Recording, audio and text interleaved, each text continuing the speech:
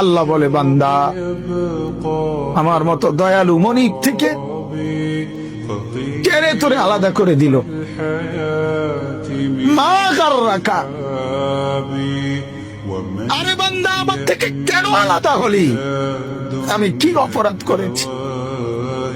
সারাদিন আসমানে আলো দিয়ে আমি অন্যায় করছি, আজ আবার রাতের বেলা ঘুমের পরিবেশের জন্য অন্ধকার করে দিয়ে আমি অপরাধ করছি।